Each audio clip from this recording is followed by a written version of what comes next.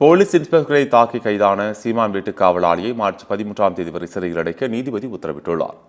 சென்னை வளசரவாக்கம் போலீசாரால் சீமான் வீட்டில் ஒட்டப்பட்ட சம்மனை கிழித்ததாகவும் காவல்துறையினரை பணி செய்ய விடாமல் தடுத்து கொலை மிரட்டல் விடுத்ததாகவும் கூறி சீமான் வீட்டு காவலாளியான முன்னாள் ராணுவ வீரர் அமல்ராஜ் உட்பட இருவரை போலீசார் கைது செய்தனர்.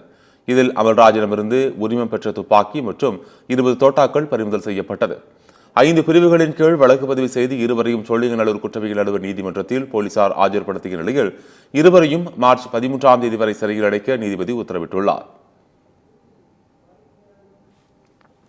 இருவருக்குமே வரும் 13/3/2025 வரை நீதிமன்ற காவலை அடைக்க உத்தரவிட்டு தீர்ப்பு கொடுத்திருக்கிறார். இருவருமே ஒரு வழக்கிலே அது இட்ஸ் பெயிலபிள் அஃபென்ஸ். இன்னொரு வழக்கிலே அவர் துப்பாக்கியை காட்டியதால் 28 செக்ஷன் 30 ஆஃப் தி ஆர்ம்ஸ் ஆக்டும் சேர்க்கப்பட்டுள்ளது. அந்த காவல்துறை அதிகாரிக்கு காயம் ஏற்பட்டது போல்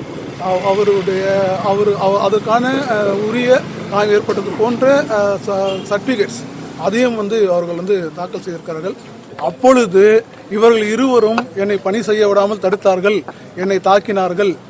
அதுவும் திரு அமல்ராஜ் அவர்கள், அவர் முன்னாள் ராணுவ வீரர், அவருக்கு துப்பாக்கி வைத்திருப்பான அனைத்து உரிமமும் வழங்கப்பட்டுள்ளது இன்றைய தேதி வரை.